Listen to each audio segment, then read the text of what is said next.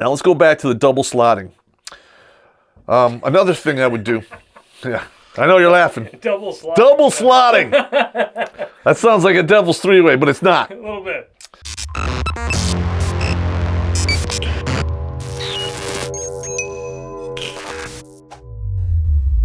Terrence Popp here with an episode of Live from the Lair. Of course, I'm filming it in the studio today because we had some, logistical issues. But that's neither here nor there, and I really don't have any more fucks to give and don't care. All right. I'm in the 414 somewhere between 2010 and 2013. Now, during this time, we were getting a lot of guys coming back from deployment, from active duty, and they were given an option to finish out their last year in the reserves. And I got a lot of 11 Bravos. I was able to retain some of them, but some of the guys were just too far gone. They saw too much shit, they did some crazy stuff, and they were just royally fucked in the head. So I had to deal with crazy guys that, can actually shoot, move, and communicate, and probably killed people. So it was kind of dicey there for a little while. And I remember this one guy, I'm not going to say his name, E5, sergeant.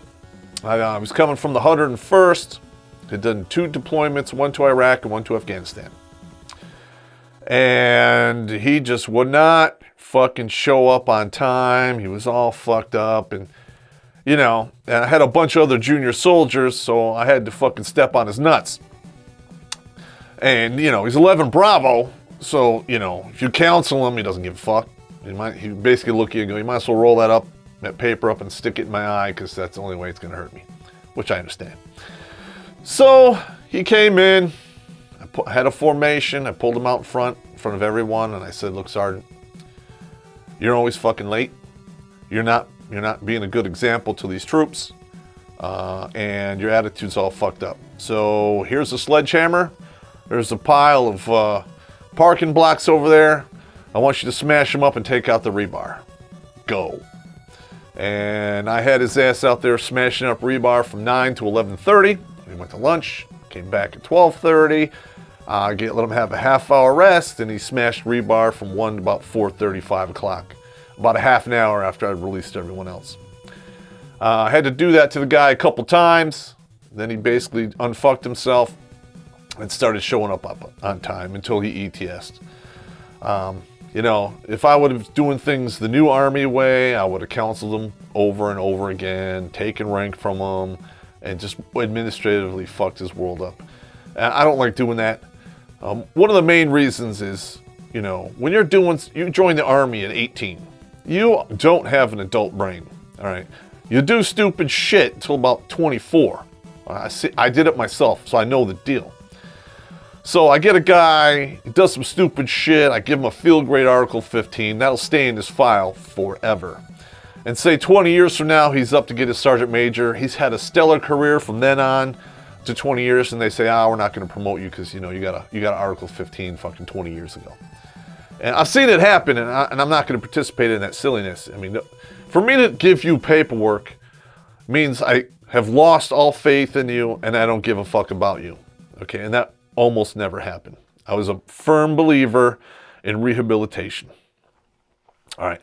Another thing that we would get, and this happened a couple times, is I would get guys 55, 56 years old, right? They show up, the Army just put them there. Hey, this is it, and you mandatorily retire at 60. And both of these guys are just like, listen, I just want to ride it out until I retire, man. I don't want to do anything crazy. I don't want to do reclass. I'm done. And, I look at before I would say yay or nay to that, I would pull their file, look at what they did. And one of these guys, he was a firefighter, last name started with a Z, and he did some pretty high-speed shit. All right.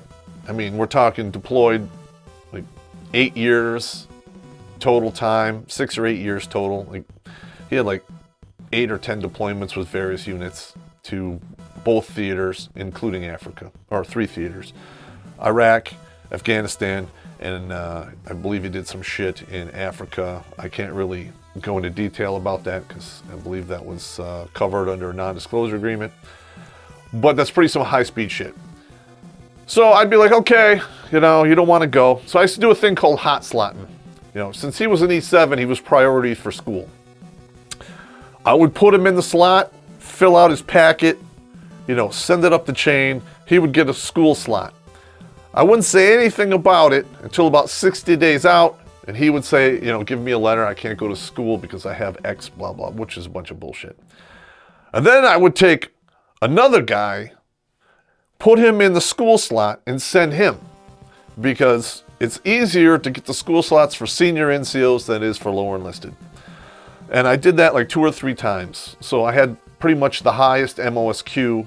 That's a term for military job for civil affairs. I had the highest MOSQ in the company. And I believe I was like, I don't know. I was first in the battalion. And my platoon, or the company I ran, was like somewhere like 6th or 7th in the brigade, which is pretty good. Especially for just, you know, some rag bags that come off the street. I thought that was pretty good. And both of those old dudes, I took the ass chewing for them and let them ride it out till they fucking finished. I mean, who am I to bust their balls? They did their deal. It's just not fair for me to, you know, fuck with these guys, especially when they did way more than I did, and I recognize that, you know. Yeah, I was in the Army for 3 wars. I saw, you know, basically 2 of them, and I was almost killed in 2 of the 2 that I saw, and I pulled other operations that'll never kiss the pages of history, but that's neither here nor there. Now let's go back to the double slotting. Another thing I would do, yeah, I know you're laughing. Double slotting. Double slotting. That sounds like a devil's 3-way, but it's not. A little bit. And I would do this mainly with National Guard school slots. Now, we used to do a thing called, you know, Best Soldier of the Year competition. And we would send these young bucks up to take, you know, part in this competition. And we had some of them that did really well. And the deal was, if they get to a certain level, they get a slot for like airborne or air assault. But KPOC almost never came through. I mean, basically they promised these guys would bust their fucking balls, and then they would just get fucked. And that really bothered the shit out of me, and I couldn't stand it. And I knew that I was going to take a lot of flack for this, but I did it anyway. So I had this one soldier who's basically had an air assault slot. I call the school. I find out when the class ends and when it begins, and I find out when the class before it begins. So I cut orders for one of the soldiers who's not even scheduled to go, and I send him to the school date ahead of the school. And they call me like, what the fuck, you sending people here, what the fuck? And I'm like, oh yeah, man, I made a mistake, you know. But it's a National Guard school, so they're like, fuck it. It's easy, they just add another guy to the quota. Hell, we're not gonna send him back, fuck it. So I basically send a guy who did the Soldier of the Year competition the year before, who got fucked out of his school slot, and I got him into the school slot this year. And then the following, and when that class ends, I send the guy who was supposed to go, so I get a 2-for-1 deal. Because the National Guard, I mean, they're pretty cool about that. They're really flexible. Most of the time, they'll call you and bitch at you, and you're just like, hey, Sergeant, you know, come on, let's handle this. It's all good. They're like, all right, Sergeant, you know, this time we're not gonna, we'll be cool. And they say that every time. So it is what it is. But, you know, there's a lot of other fucking crazy stories that took place in the 414, and as I remember them, I am going to fill you in on every single one. Because some of them are pretty fucking funny. That's all I have for the day, gentlemen. You guys take it easy.